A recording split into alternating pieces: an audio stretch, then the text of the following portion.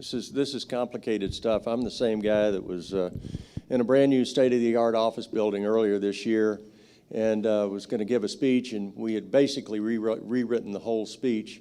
And my comment was, somebody said, "Are you good?" I said, "I'm great as long as I can get a typewriter to rewrite my speech." Well, needless to say, I didn't get a typewriter. Our next moderator is a very interesting lady, and our topic is women in the nuclear enterprise. She has a Bachelor of Science in Accounting from Alabama State University and an MBA from the University of Tennessee.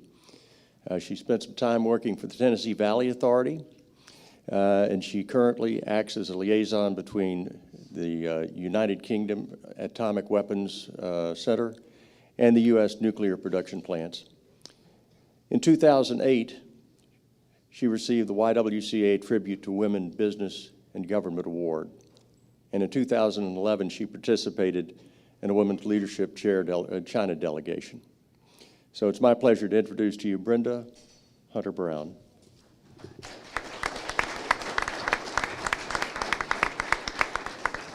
Thank you, Mary. I am honored and humbled to be here at this symposium. When I came in this morning, I really thought it was still nighttime because I saw all the stars in the room, and I felt a little intimidated. I almost felt like, I don't know if you remember the Brady Bunch, but when Marshall tried to get her license, she was so nervous that she pictured the police officer in his underwear. So that you don't intimidate me, this is how I'm gonna feel, okay? I would first like to acknowledge my UK colleagues, Nicholas Taylor and Dr. Stuart Ford, who joined us. Obviously, they were not as nervous about the vote as Admiral McDonald. Thank you guys for coming very much. We are going to have a great afternoon. I realize that we are between you and dinner and our final speaker, Zach, for the evening. So we'll try to move this along. I'll do my job in doing that. But I'm excited to be among the women that you're really going to get to know more this afternoon. I'm going to actually let them tell you about themselves. First, we have Chief Justice of the Supreme Court of Missouri, Russell. And then we have Colonel Tracy Hayes. She is the commander of the 90th Missile Wing at Warren Air Force Base in Wyoming. And then finally, we have Colonel Goodwin, who is the 2nd Bomb Wing commander at Barksdale Air Force Base in Louisiana. So if you will, just take some time and let the audience get to know who you are, where have you been, and your experiences. Do you want to start with me? Yes. Okay. Good afternoon, everyone. My name is Mary Russell, and I'm currently the Chief Justice on the Supreme Court of Missouri. First off, it's an honor for me to be here with all of you, and I want to say thank you for your service to our country, each and every one of you. I'm very proud of all of you, and feel lucky to be a citizen of a country with such a strong military, so thank you for all your service. I grew up on a dairy farm near Hannibal, but my real roots actually started here in Johnson County. My grandfather was born in Montserrat, or near Montserrat, on a farm in 1886. And so every time I drive into Johnson County, I feel these strong vibes of my heritage. But I had a very traditional childhood and growing up on a farm where my mother was the housewife and my dad was the dairy farmer. And so I didn't really think career-wise doing anything than maybe the norm of what a girl should do. But I did well in school and was able to graduate valedictorian in my high school class and receive a full scholarship to college, and did some internships in college that kind of opened my eyes to some careers that I never even thought about. Originally I thought maybe I would be a registered dietitian and talk to people about good nutrition. Well, you can see I haven't followed my my goals, but I did internships in government, and both of the Congress and our state legislature, sparked my interest in law school. I went to law school and still was probably a third of our class were female in those days and 2/3 male. All the professors were male. My first job after law school, I applied to be a clerk for a judge on the Supreme Court of Missouri, where I serve now, and that was 1983, and the court was composed of 7 old white men. And they were wonderful, nice men, but they weren't too sure about having female law clerks.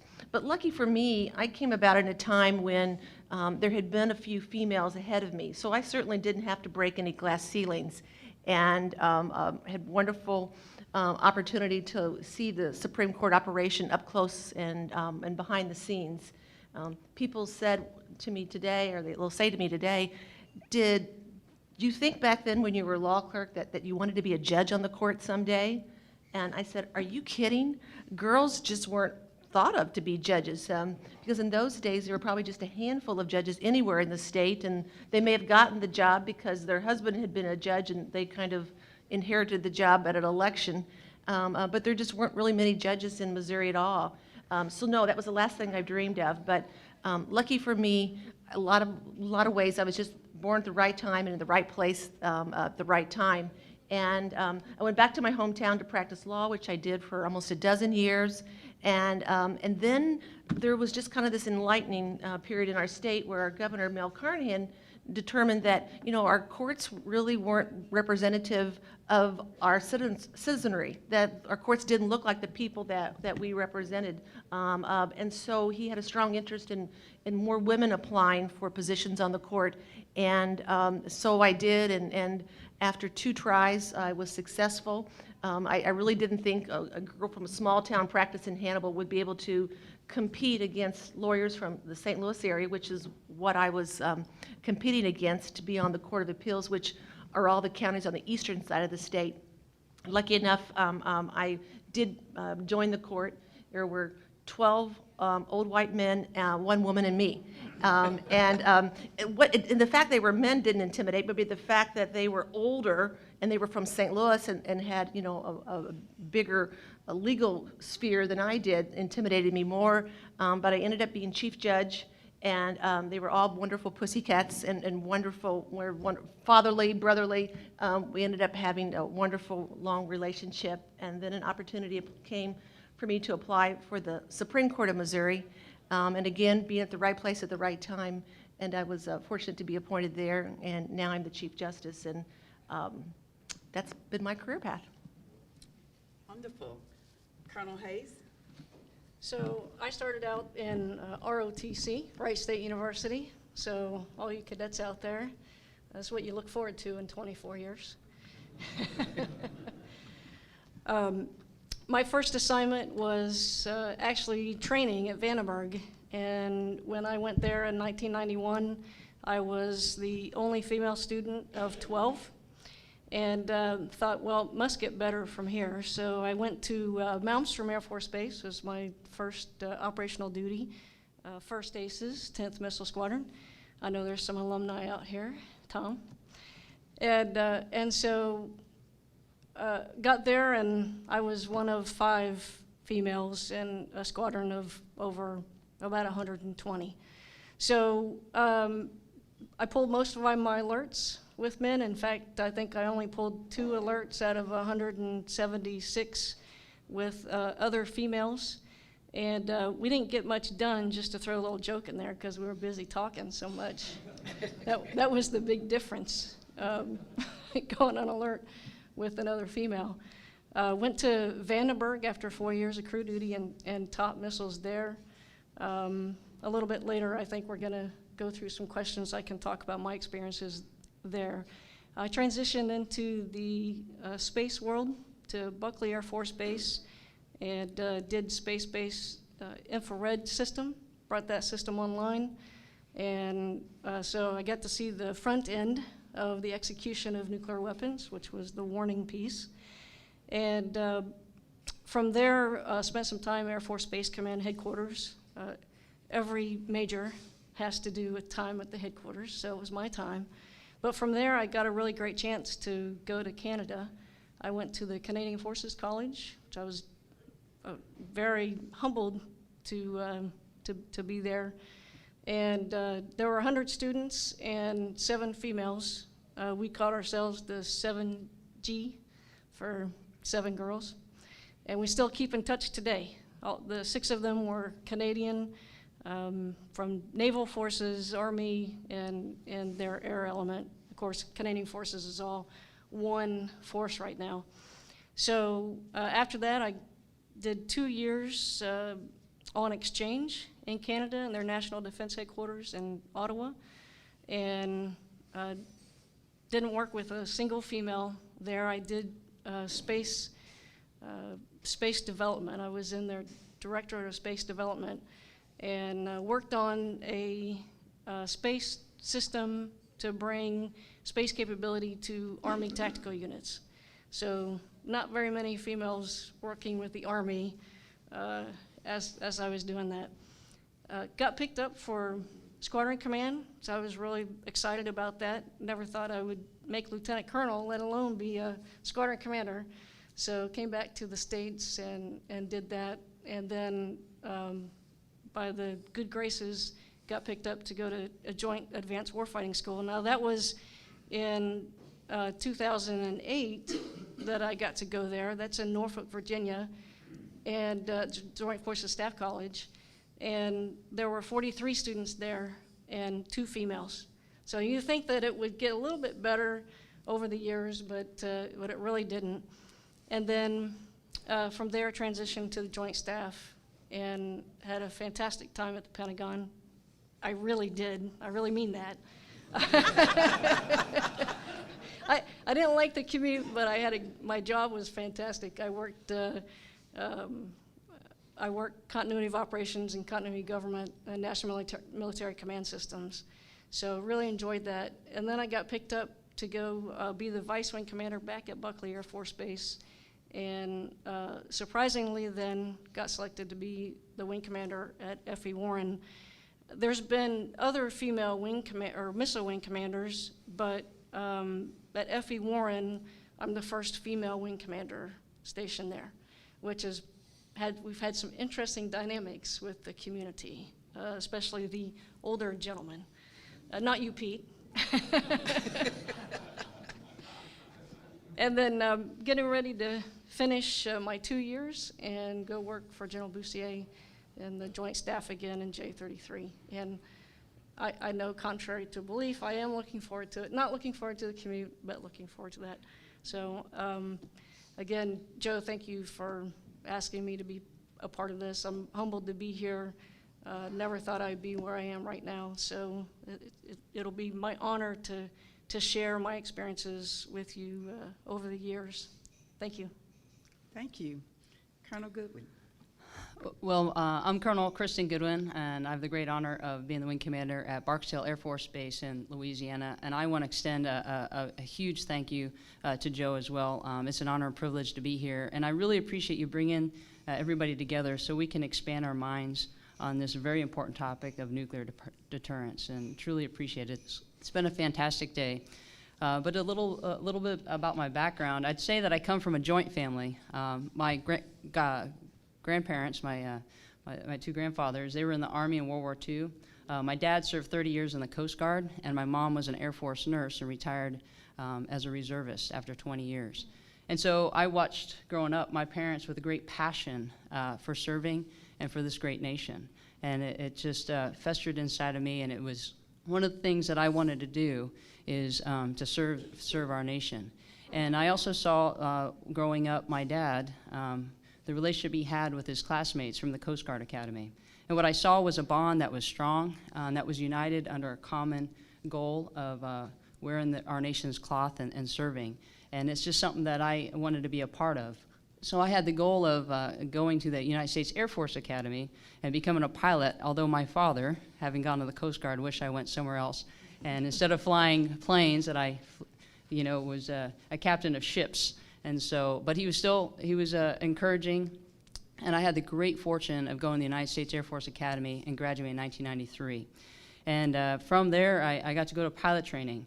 And unlike a lot, I'd say a majority, almost all of my colleagues, I did not want fighters. And I have a lot of friends out here in the audience that are fighter pilots, and I support that. But I was a little different. I wanted to fly the MC-130. I wanted to do special operations. I just had a desire to do that, to go behind enemy lines, to do the mission, to do it with a crew, to not be in the limelight, to just get the mission done and be part of something like that. But unfortunately, in 1993, women couldn't be part of special op missions. Actually, at that time, women weren't even in fighters.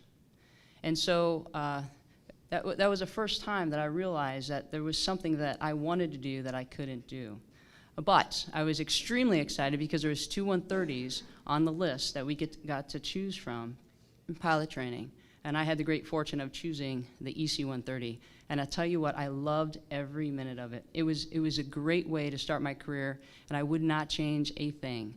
I got to go out there and fly around the world and do the missions with the crews in austere locations, got my hands dirty, and it was exciting doing that. And it was even more exciting because I got to do some special ops missions along the way. So it was wonderful.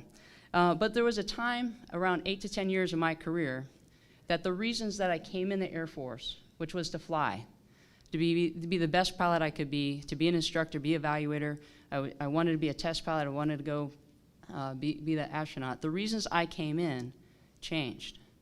And it changed because as an instructor, I started to see the new lieutenants come into the squadron. And I saw the excitement in their eyes, I saw their hunger for learning and wanting to know the mission. And I realized then that I cared more about the Air Force and our future and developing that future than I did about my own passion of flying. That I realized that I was part of something now that was bigger than myself and the importance of it. And that's when it shifted for me. It was during that time. And I had wonderful opportunities since then. I also had the great fortune of going to DC. I worked in the Pentagon. I had a great experience there, worked with the State Department, got to learn about the Pacific, something I never thought I would do, and work in an embassy in Thailand. I also got to work with the PACOM commander as a political advisor, and also at CSIS in a think tank. Experiences, opportunities, a pilot, that's why I came in, I never thought I would have. And I've been very blessed with those opportunities. I also have had the great fortune of flying that incredible B-2 that's right down the street. And now I have the even a greater pleasure of leading the men and women at Barksdale Air Force Base, which I can say that every single day they inspire me to be a better leader, a better airman. I'll tell you what, when you get up in the morning and you put on a uniform, and because they inspire you, they want me to join the Air Force. And I keep forgetting that I'm already in the Air Force, but they're so inspiring that it makes me want to join this great Air Force. And so that's been my career. And I'll tell you what, I never had the desire to be the first female bomb wing commander. I just wanted to be an airman. I wanted to be a leader, leading the troops and enabling them to do what they do best every single day, giving them the resources and tools so we're able, in our wing, to provide unmatched nuclear deterrence and conventional firepower wherever we are needed in this nation. And so what I want to say is our Air Force, we have amazingly talented airmen, and they are the reason that we are successful in doing our mission every single day. And I think it's our charge as leaders to ensure that we are able to break down the barriers and maybe some of the discrimination and prejudice that they might have in front of them. And we need to create an environment where all airmen are valued, all airmen are able to grow, and all airmen are empowered to do their job and make a difference so we can enhance our combat capability. And our nation, I'd say, is extremely diverse. And I also think that we work and are committed more than ever to unifying and coming together. And through our diversity, I think we have great strengths in the emerging threats that we have around the world. And when I talk to our airmen that come right into the Air Force, I look at them, and they come from different backgrounds and perspectives and viewpoints. But I'll tell you what, it's that diversity that is critical for us to unite in this dynamic and global environment. I think our success as an Air Force hinges on uniting that talent and that diverse force. And I'd liken it to something that I share with some of my airmen. I think it's like a smartphone. A phone by itself, while useful, if you take all the 1,000 apps that we have on that phone, that's what really makes it smart. And when we unify our airmen, and I'll say they're the apps of our Air Force, when we unify them and support them in their values and their experiences, that's when we really have capabilities that are limitless in our Air Force. And I think it's important that we provide an environment so they can feel included and have an environment where we can continue to preserve our readiness, our current cohesion, and morale. And I know General Klotz had mentioned industry and about talent, and it's something that I wanted to mention as well. Although the Air Force is not a commercial business, I'll tell you what, we are in competition with them. We're in competition with them to seek the youngest talents out there, the people that are technically savvy, and we want to ensure that we harness that talent and bring them into our Air Force and into the nuclear enterprise. Because strategic operations, it's complex. It's complex, and we need the brightest people. We need to retain and attract and develop the brightest minds and innovators so those minds can shape our future. And I think it's important as an Air Force that we get high-quality airmen and we continue to attract them. Because it's not, in my mind, how we look. It's not about demographics. It's not about balancing metrics. It's about readiness. And it doesn't matter if our success is in our abilities or qualifications or performance. It's about working together to ensure that we reach that mission success. So in closing, what I'd like to say is the American people, they look to us, and we're charged to support and defend. And I think we owe it to the American people to develop and maintain the finest team of warriors so that we are ready not only for today's fight, but for the future battlefields that will be bringing, will be there in the future. So thank you. Thank you. I knew this would be an exciting panel this afternoon. Okay, so Chief Justice, you talked about the old white men. Tell us how your role have changed over the years and what progress have been made from then to now.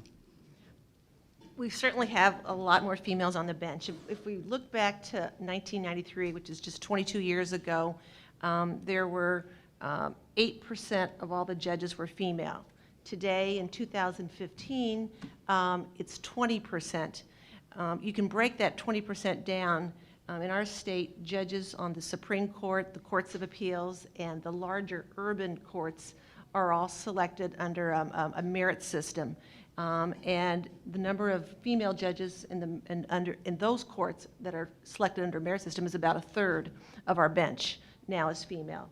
But out in the rural areas of the state where we are right now, judges are still elected on partisan tickets, and we have about, I think it's 20% of all the judges in rural America, or excuse me, rural Missouri that are female. So it's certainly increased from the average of 8% from 22 years ago. A lot more women in the courtroom, a lot more women trial lawyers. I always think of trial lawyers being like the B-2 pilot. You know, they're the ones that kind of get the glory and are out there in the front. It's a hard job to be a litigator. And not many women really want to devote that kind of time because of other options they have in their life, perhaps with a family. So it's really exciting nowadays to see the quantity of women lawyers in the courtroom, as well as doing other types of practice of law, transactional or other maybe governmental practice.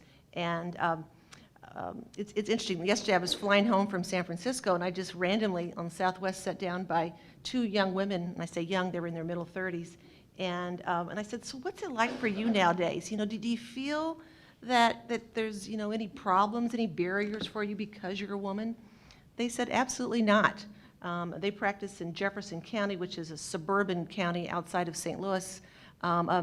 They felt very comfortable. Now, they said, now there's the occasional older male attorney that sometimes doesn't quite get it, but we just chalk that off and we don't let it bother us. But I'm excited to hear that. In the same token, I've asked young female attorneys in large firms in St. Louis if they feel any disadvantage because they're a female. And they've said, no, but it's difficult to become a partner. In a law firm, to become a partner, it used to be about 7 years of being an associate before you'd be recognized for partnership. And in some instances now, it's maybe up to 10 for anybody, male or female. But they said why it's hard for them to become a partner sometimes is because a part of the formula to determine your promotion is rainmaking. How much business have you brought in? And most companies are still run by men, are those that make the hiring decision on which law firms to hire are still men. And when they try to socialize with men, like maybe go out to lunch with this male CEO, the male CEO doesn't feel quite comfortable having lunch with this young female attorney, or maybe going to play golf with her or meeting her after work for a drink or whatever, where a young male associate wouldn't have that discomfort. So that was the only barrier that they saw at this time. And until we get more women in decision-making roles at larger businesses and corporations that then would potentially look toward female attorneys in a social light, more comfortable, that's maybe one of the last barriers that young women have today. Okay. Colonel Hayes, would you like to address that? Sure. Let me focus on progress. So I told you in my opening comments that when I first showed up at Malmstrom in 1991, I was one of 5 females in my squadron. Today, in my wing, the number of missileers are about 30% female.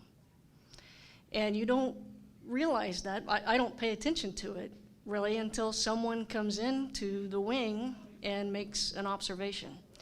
And General Van Herk, who's going to be the Global Strike A3 here soon, actually came to visit to get his ICBM 101. And we had him and his command chief and his vice wing commander. He brought all 3. We had them over for dinner, and that was the very first comment he made to me. He was shocked at how many female crew members are out there. And when you go back and you look at the rosters and the percentage, it's 30%. So I think there's lots of opportunity for advancement for these females.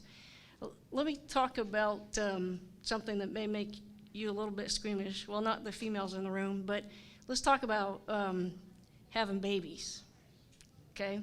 So this is maybe not something you think about if you're not actually doing the job as a female. My kids are 7 years apart. The first one was born in 1996, and so my baby's now 19. And I showed up at Vandenberg Air Force Base with the bun in the oven, as they say. I wouldn't get pregnant on crew. There's no way, because that meant extending my crew tour, because I was going to get 6 weeks maternity leave, and we were on this controlled tour, and if you had more than 30 days of absence, it extended your crew tour by however many days you went over 30 days. I'd already had a knee surgery, so I didn't want to extend anymore, so we waited until the end of my crew tour to decide to have children. And I PCS to Vandenberg Air Force Base to teach. And the baby was due in January. And so I couldn't travel over Christmas. Well, everybody decides to take leave over Christmas, and Tracy Hayes is stuck giving all these trainer rides because I'm still there. Well, come time to, I had the baby. She was 10 days late. It was terrible. 10 days late. She's still stubborn today. Some things don't change. And when it came time, and I took 6 weeks. By the way, I was told, you won't take any more than 6 weeks, because that's too much already, right? And by the time it came, by the time my name came up to be hired into what we call emergency war orders, or the EWO shop, which is where I really wanted to be, and that was the premier shop to go to. I wasn't hired when I should have been because I took 6 weeks of leave. And those things come out, right? Because they have the meeting and they discuss who we're going to hire and why, and who we're not going to hire and why not. And so all of that got back to me, and it was pretty disappointing. So fast forward to my son, who's now 12, and he was born in 2003. And I was at Air Force Base Command Headquarters, and when I was talking to my boss about the time that I was going to take off for my maternity leave, I said, look, I'm taking my 6 weeks and 2 weeks on top of that. And there was no discussion, absolutely no discussion. So great progress in that 7 years, and it's even better today. So when we talk about women in the workplace, and especially having a military career, you know, there's some challenges that you have, but it is getting better, for sure.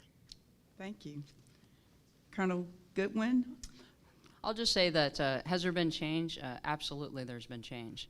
And I go back to 1947 when the Air Force was created. The Air Force was created from leaders that were innovative and that thought outside the box. And I think that we, as an Air Force, have been continuing to change, and I think moving in the right direction. And I'll tie it to the nuclear enterprise. We've been talking about the nuclear enterprise being our #1 priority for a long time. But having sat around a lot of discussions and tables, I could tell you that the senior leadership at different levels didn't necessarily feel or didn't believe or didn't support that the nuclear enterprise was the #1 priority. And I think our leaders now, we have a great Secretary-in-Chief of our United States Air Force that are not just talking about it, but they're putting action behind it.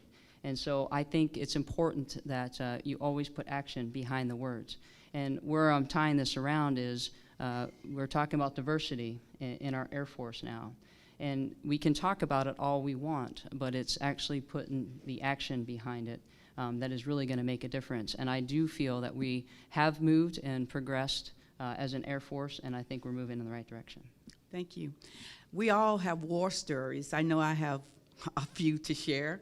But think about those stories that you would like to share with the audience that sort of is a war story, and talk about some experience that perhaps this audience wouldn't be familiar with. Me? Yes. Yeah, I don't have very many war stories. I feel really fortunate that I've been treated really well by my male colleagues, by male judges throughout my career, but I do have a couple. When I was a young attorney practicing in Hannibal, you know, there were probably 2 other women in our circuit that were actually practicing in the courtroom, and about 25 men. And so nobody was quite sure about us. You know, could they tell the dirty joke to us? Would we be invited back into judges' chambers when the judge was smoking a cigarette and talking about his days? And, you know, were we going to be accepted in the club? And luckily for me, I like politics and I like sports, so I could keep up with all of the subjects that the men like to talk about, and that was just happenstance. But I can remember in a courtroom, and again, it was an older male attorney that just wasn't used to females being in there. He was used to females, you know, doing more traditional things, and we had gotten into a heated argument of a case, and it kind of looked like maybe I was kind of coming out on the better end, and he whispered to the other guy, "She must be sleeping with the judge." And if you knew this old judge, come on, give me a break. I had better taste than that. And then when I was a law clerk at the Supreme Court, my other great story, I was a law clerk for a wonderful judge, but another judge dropped by one day and sat across the desk from me and said, "What are you doing here? I mean, there's probably some guy in your law school class that's got a family to support. That really needs the job and the income. Wouldn't you rather be out at that country club playing golf or cards with the women?" You know, and this is a judge talking to me, and I'm like, "Well, yes, sir, I would, but I've got student loans to pay off, and I'm not married. My dad's not going to pay them off, and I don't have a husband, so I've got to work to pay off my student loans." And he's like, "Well, what if I fix you up?" And I'm like, "Yes, sir, that'd be fine." And so he fixed me up with the banker in town's son. And you know, Joe, bankers are really wealthy. And it wasn't Joe's son. And a very, very wealthy man, and fixed me up with his son. So his son picks me up in a Corvette. And I'm like 25 years old, and all my colleagues on the Court of Appeals, on the Supreme Court law clerks, all have their nose up against the window, like there goes Cinderella off to the ball. And we go out for lunch to the country club in Jefferson City, which, you know, a farm girl, I'm thinking I have arrived in life, and we have a wonderful lunch, at least I thought. And he said the old proverbial, "I'll call you sometime." Still haven't heard from him. So the judge never bothered me again. But those are two nowadays funny stories, but maybe not at the time. Okay, any more war stories?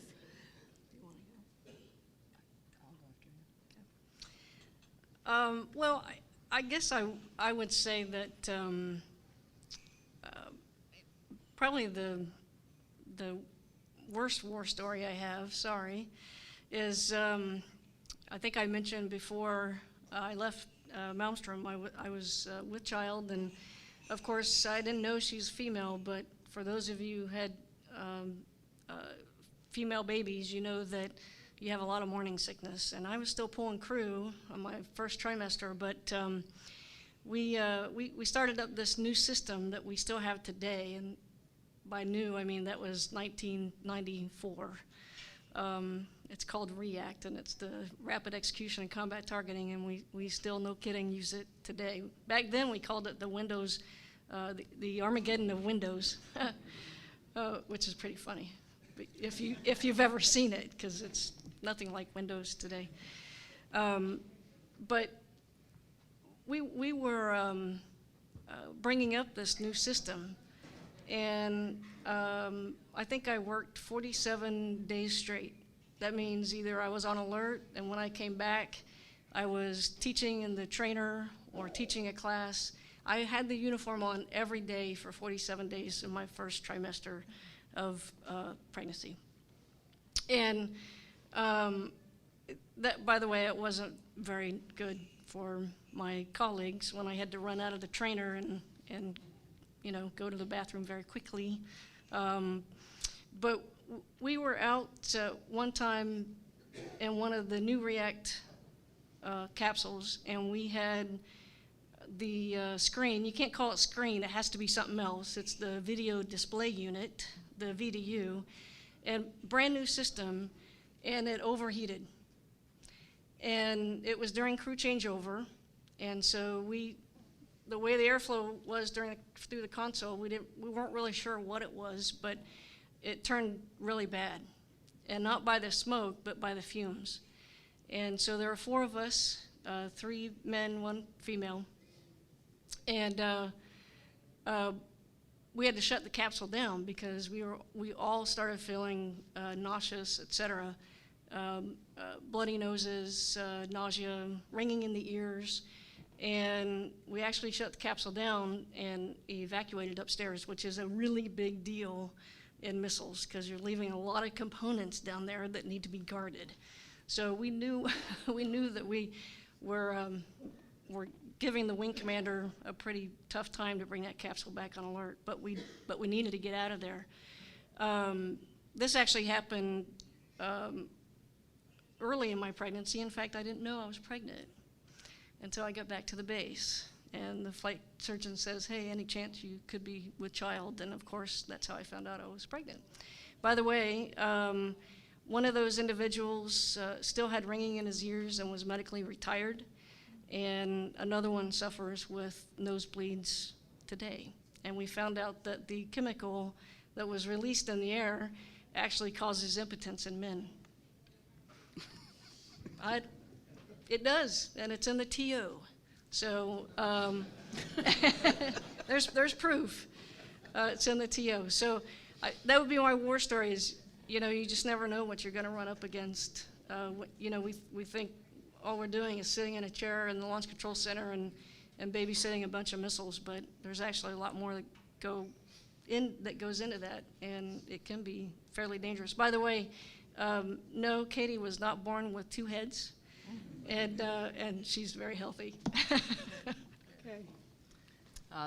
I'll just share. It's a war story. When I was a young pilot, a second lieutenant, it was 1996, and we just got orders to fly to Bahrain, and we went to a place called Sheikh Issa, and it was the first time that the Bahraini people had met a female officer. So there hadn't been one in Sheikh Issa before. It was a bare base. We didn't have a place to eat. We just created it. We didn't have a place to sleep. We just bought cots and refrigerators. And so I was there. In the summer, it was August, and it was about 125. And so it was a little hot. And I was so excited. I was so excited to be there. I'm out there doing exactly what I wanted to do with the team. And also on the base was the Navy SEALs, and the Delta Force were on their way as well. And at the time, we thought we were going to go to war with Iran, believe it or not. And so we go out, and just this one day, we flew about a 12-hour sortie. We landed. It's about 5 o'clock. We're just exhausted. We go right into the Chow building that we created. And the crew goes first, and I happened to be flying that day just with the squadron commander, who was a lieutenant colonel. And we were talking about something. While behind me, what I didn't know, there was 8 Navy SEALs sitting at a table, and there was a couple of my colleagues sitting next to them, and they started talking. But I started talking to the squadron commander because during the flight, I couldn't understand the concept that the people in the tower wouldn't talk to me because I was a female.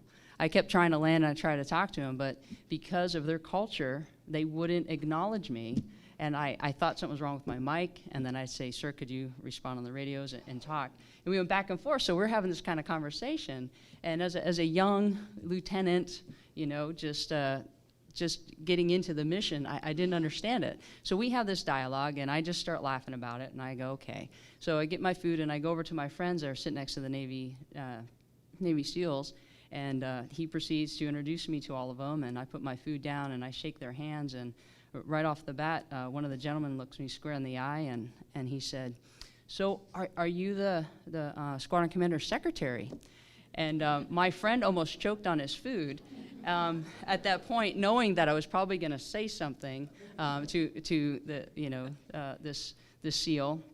But without skipping a beat, I said, "Oh, absolutely, yes, I am." And I fly with them all the time, and they go, "Wow, that's fascinating. So what do you do? Do you transcribe while he's flying?" And I said, "Well, he has a lot to do, so absolutely. We just do work. So he talks, and I write things down. I make sure he's taken care of." And somebody else chimes in and says, "Well, do you fix his lunch?" And I say, "Of course. He's such a busy man. I need to fix his lunch." And this conversation goes on. They're very intrigued, and all of them have questions. And my crewmates are just eating like this, and no eye contact or anything. But this goes on not only that day, but for a week. And they feel that, oh, there's a secretary. So I was the secretary, and my colleagues had no idea what they were talking about. They're like, "What are those guys talking about?" And they thought it was code for something. And so anyway, a week later, I'm again finishing up a mission. I'm in line, because that just happened to be the gathering point for people. And another one of my friends was sitting next to some SEALs, and he said, "Oh, there's a secretary." And the guy said, "Don't say that in front of her. She'll be so upset." He goes, "She's actually a pilot." And he goes, What are you talking about? We've been talking to her for a week now." And so anyway, it's a funny story, and I found great humor in it. And I think, the lesson learned there is I just went with it, and I just did my job, and I didn't let it bother me, and it was quite funny. And I ended up becoming very, very good friends with those Navy SEALs. And what was even more exciting is they took me on some training missions that they did in the desert before they did their real mission. And we, as a team, collectively got to go after terrorists before a terrorist was a popular word back then. And they did stealth on the ground, and we were in the air communicating and navigating them to where the terrorist was, and they ended up getting him. And we were able to build those relationships and actually turn that into combat success. So that's one of my war stories, and that's absolutely exciting. So. Thank you. As I could use a line from the Virginia Slim commercial, we've come a long ways, baby. Yeah. You know, I used to be accused of being a secretary too, but age takes care of that. So for you women, I'm sure you had to have mentors throughout your life. I'd like to tell a quick story. Over a year ago, this young lady in Knoxville, Tennessee, didn't know what she wanted to do when she graduated. So her mother said, you must talk to Brenda. She works in London. She's worked for the National Nuclear Security Administration. So I started talking to this young lady, and man, she really didn't know what she wanted to do. So I was like, I need to phone a friend. And so I called up General Harensack, and I said, we really need to find a career for this young lady. So he was at the Y-12 National Security Complex, and he agreed to have lunch with her. Well, I'm happy to say she's now in ROTC, and she got Cadet of the Month. So there's the epitome of a good mentor, not only to her, but to other women throughout the nuclear enterprise. So can you guys share with us who have mentored you? And also a second part of that question, what are you doing to mentor other women? Most of my mentors were all men, because the positions that I sought to advance to were held by men. And so I was very lucky. I had wonderful, wonderful older men that really showed a lot of interest in me, that helped me, whether it be the president of the undergraduate university I attended, a senator along the way, some male judges. It was an elderly, I shouldn't say, an older male judge that came to me and said I ought to apply for the Court of Appeals in the first place. He served on the court and thought that was something that would be a good fit for me. And unfortunately, I mean, I can only think of maybe one female mentor I've ever had. Because of that, I really enjoy mentoring young women today, because it was somewhat of a lonely experience in law school when your family didn't have a legal background, and it was a new adventure, and our law school class was about a third female at the time, and it's not much better today. It's only about 40-some-odd%. And so I really enjoy developing relationships with especially young women attorneys, and I have a cadre of young women over the years that I have mentored and continue to mentor, and that's probably one of the most rewarding parts of my job, is to be able to pass it on and to see them in roles that they want to achieve someday too. Thank you. Colonel Hayes? So my third assignment, we're standing up the space-based infrared system, and I was the chief of training, and we were basically recreating the training because this system didn't exist before. Pieces and parts of it did, but not collectively together, and we weren't really sure how we were going to operate the system. So all of you know that there's an initial ops assessment that happens, and training is a big piece of that. And so there was a lot of pressure for us to, for me and my team, to finish that program and get all of our operators trained and evaluated.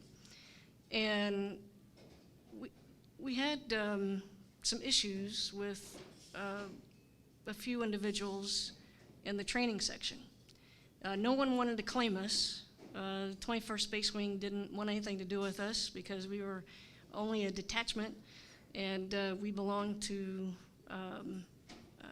Air Force Space Command.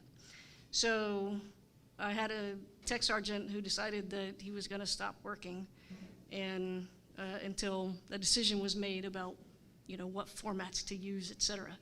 So I made the decision for him and told him he could use the formats that I asked him to use, and he still didn't comply. So we ended up removing him, not from the shop, but from a supervisory position, and we put someone else in there.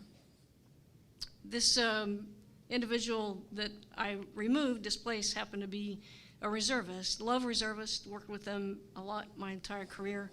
But in this case, the reserve squadron commander was not so happy that I had taken responsibility away from this tech sergeant.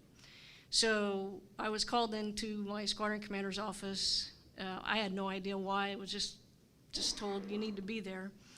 And my supervisor, my DO, the reserve squadron commander, my squadron commander were all there. And so I was kind of cornered in this office. I had no idea why I was there. And, of course, the reserve squadron commander was not happy with me and wanted to know all these explanations and wanted to know all the documentation that I had. And long story short, the squadron commander made everyone else leave except for me. And he said, Tracy, he goes, don't you get this? He goes, do you not understand what's going on? I had no clue what he was talking about.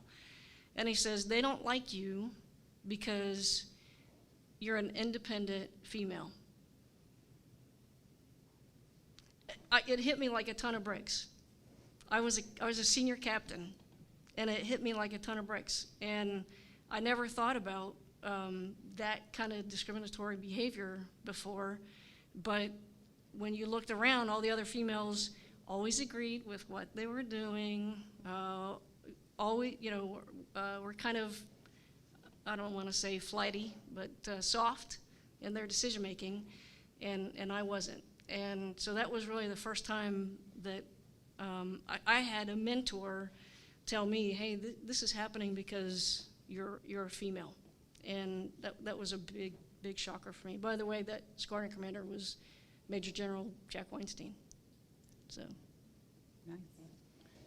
Colonel Goodwin? Sure, absolutely. Boy, I've been extremely blessed, I tell you what, to have great mentors that I didn't seek out. And like you said, that they were all males, because I didn't have a female role model in our career field. And I'll go back to when I was a captain. It started out, I came back from a deployment from overseas, and the group commander said he wanted me to be an exec, and I asked the squadron commander if I could politely decline that.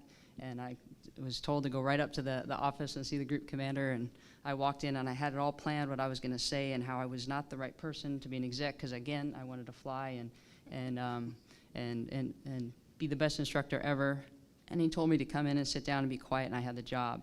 And it was from that moment that he reached out, and I feel thankful that he saw something in me, and he said, Captain, I'm going to save you from yourself. And a lot of times he pulled me from my ear, not literally, but I was a little stubborn, and maybe I'm a little stubborn still today. I'm not really sure, but he opened up doors for me that otherwise I was so narrowly focused on being that pilot that if he hadn't put me in for, say, the Air Force intern program at the time, to go to D.C., to work with leaders of that time, and to grow, go to school at George Washington, my aperture wouldn't have been opened up. The possibilities that I then had from there, I owe to him, because he saw something in a little stubborn captain, and he took the time to talk to me, to lead me, and mentor me, and I'm truly appreciative of that. And there are defining moments out there. I was in Guam as a major, and during the intern program, I had the great opportunity to work with General Leaf, and he happened to be passing through Guam, and there was 15 minutes, and he stopped and he got right to business. He says, where are you? What's going on? What's next for you? And I said, I'm going to go work for the State Department. They told me I had to focus on an area of expertise, a region. I'm going to do Central Command. Because that's where the fight is, that's where the action is. And he put his hand on my shoulder, and he said, the Pacific. And I said, sir, I don't know anything about the Pacific. That's, not that I knew anything about Central Command, but I said, I'll learn Arabic, I'll get in the fight. And he said, no. You need to go to the Pacific, because you will be a small fish in a big pond if you go to the Central Command. The thinking's already been done. You need to go to the Pacific, because that is where we need leaders. That's where we need people to really think about the next fight, and you need to think about those countries out there. And so I took that to heart, and I ended up following his advice and decided to study the Pacific, but he didn't just leave that there. He followed up with me. He talked to me, and he ended up pulling me out to the Pacific, into the CAG to work for the General. And I truly owe a lot to those two individuals because they weren't even necessarily from my background. They're both F-15 pilots. And I give a lot of credit to them for taking the time to mentor me along the way. And I'll also say, in this room, I have mentors and leaders right here. To do a shout out to General Boussier, who is my squadron commander, who I also work for, who has been there as a leader in our nuclear enterprise and continues to be a great role model and leader. General Herensack as well, and the leadership that we have in 8th and Global Strike Command. And I also feel that we have leaders and mentors, not just in the Air Force, but even with Joe. He's known me since I was a captain, and I've learned a lot from him as well. And I appreciate all of the individuals that have taken the time to take a chance, I guess, on me and for others during that time. So thank you. That's wonderful. I would like to issue a challenge out to all of us. At our next symposium, I'd like for all of us to invite a woman to one of these so they can experience what we do in the nuclear enterprise. So that's a challenge we have for our next one. So you guys are just exceptional leaders, but what are some of the defining moments or the turning points in your career that shape you to be the great leaders that you are today?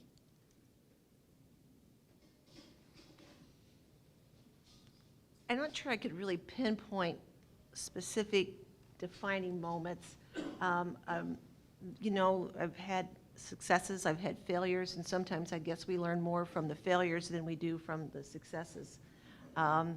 But being able to compete in the courtroom, I guess when I first started winning trials, jury trials, judge-tried cases, I realized, you know, maybe I can do this, maybe this is meant for me, because I'll backtrack for a second. When I decided to go to law school, I knew one thing for sure. The only reason I wanted to go to law school was to get the degree to be able to work in business or the corporate world and work, you know, behind the scenes and never be in a courtroom. I didn't have really much self-confidence, and I didn't think I would be a very good speaker off the cuff. And I certainly would want to do criminal law and have someone's life and liberty at stake because of my actions or inactions. And so I knew one thing for sure was that I never, ever, ever wanted to be in the courtroom. Well, look where I am today. So I guess the lesson there is never say never, but you know, just, and as far as leadership grows, you know, sometimes the baton gets thrown at you and you may or may not be ready, but being able to listen to others, to listen to their ideas, not worry about who gets the credit, and operate with a team approach, I think has been what's been the most effective for me. Throwing acclimates to others when they deserve it, and deflecting the attention off of yourself, and again, using a team approach is probably been part of the formula that I have found to help me in the leadership roles that I've had. Thank you. I don't know if I can define or pinpoint a defining moment either. I think just a lot of luck and opportunity has carried me farther than what I expected. So, you know, being in the right place in the right time. For example, Air Force Base Command, the space-based radar system, well, it still isn't totally off the ground, but it was in trouble. And I was new to the A3 and waiting to become a program element manager, and had even been to comptroller school. And all of a sudden, the crisis became space-based radar. And I was not given a choice. I was just told, okay, this is what you're going to do. And it was fast and furious, but got to work directly with General Vautrinot and General Shilton on that project.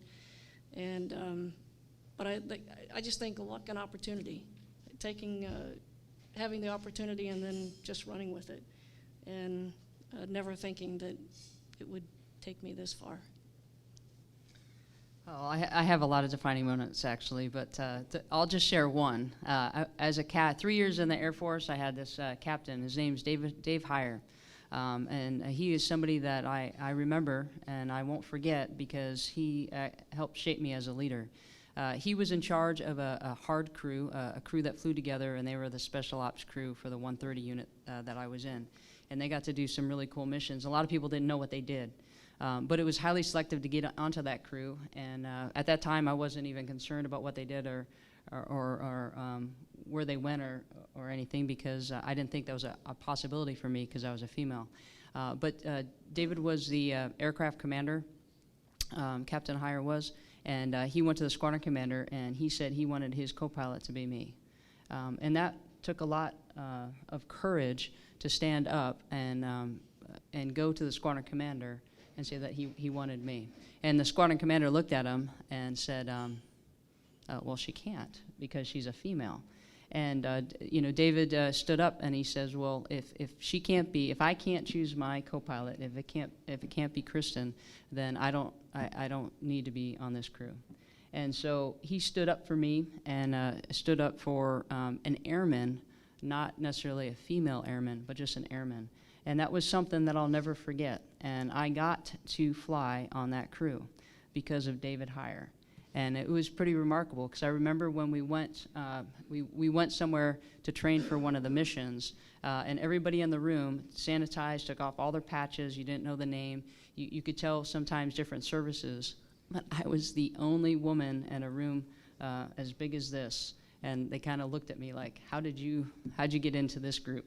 Call you the secretary? They didn't call me the secretary. Wonderful story. But it was a defining moment because he taught me at a very young age or part of my career to have the courage to stand up for the things that you feel are right, and to have a voice when maybe somebody else won't have a voice, maybe not on that topic, but just whatever it is. And so I remember that. And when I'm in a room and maybe people don't want to stand up and say what maybe others are thinking, I remember David and I try to have the courage that he had to do the right thing. So. Wonderful. I will allow some time now for you to ask questions of these wonderful leaders. So if we have any questions, here.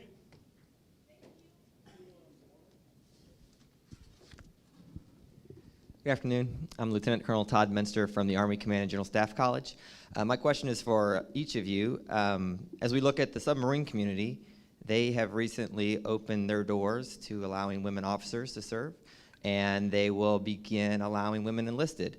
As these women enter a very demanding environment, a very enclosed environment, what advice do you have for them to be successful in their communities and also within the nuclear enterprise at large? Well, since the Launch Control Center is a very confined space, albeit we're only down there for 24 hours, right? Arnold's back there going, close the curtain. It's going to be challenging because, this is new.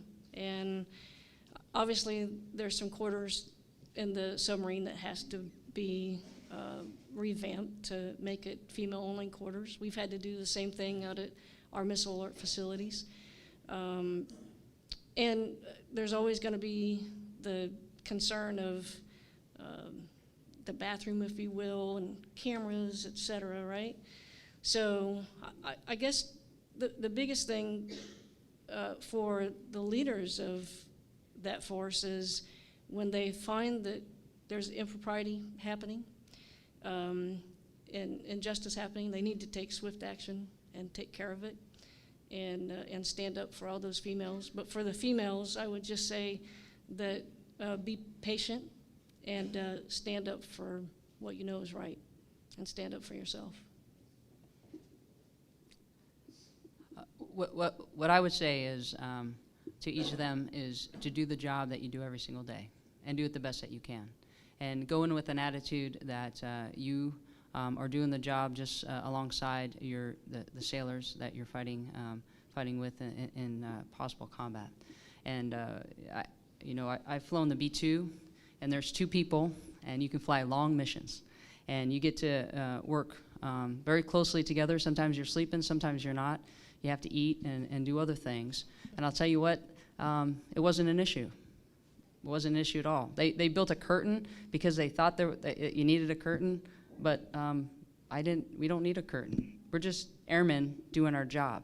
And so what I would offer is just be a sailor and do your job and do it well and keep the high standards. It's the leadership that needs to ensure that the standards are met and that everybody is treated equal. The sailors that are going in there, I think, just need to have the courage, and I applaud them, because going in and being the first, that can be exciting at times, but just have the courage and do the best that they can. That's what I would offer. Another question?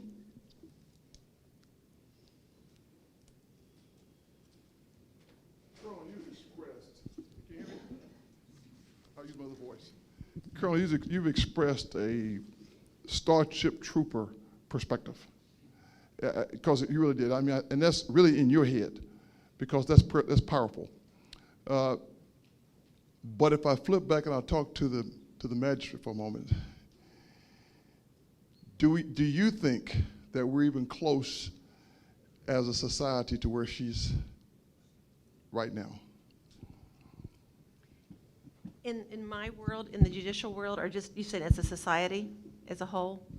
I think we're getting there. I mean, I think that the younger segments of our society are more open and more used to seeing women in leadership roles. And that's one reason why it's important to have women in leadership roles in whatever field, is to reflect to members of our society that women can do these jobs, that women are capable, that women are just as smart, women are just as able to do these types of jobs that have been always reserved for men. And I think by more women having leadership roles in the public seeing that, then I think it becomes more acclimated. I can remember the first time I went to a female dentist. I'd never heard of a female dentist, and it was kind of a little funny at first. But now there's plenty of female dentists, and so it's not unusual to see someone in that profession. And it's just a matter of getting over the fact that what you've been used to in the past, and because our younger generation now is used to seeing women in so many of these leadership type of roles. I mean, I think society is just about there. Okay, so let's give these wonderful women a round of applause. I would like to close by quoting one of my favorite heroes. I had the opportunity to meet him in South Africa, and that's Nelson Mandela. He, like people like General Haringsack and some of you, supported and embraced women. In fact, a third of his cabinet were women. So here's what he said: as long as women are looked down upon, human rights will lack substance. As long as outmoded way of thinking prevent women from making a meaningful contribution to society, progress will be slow. As long as the nation refuses to acknowledge the equal role of more than half itself, it is doomed to failure. Let's not be a failure, and let's support women like these fine women we have had the opportunity to meet this afternoon. And thank you guys for being a part of this panel, and thank you for your time and attention.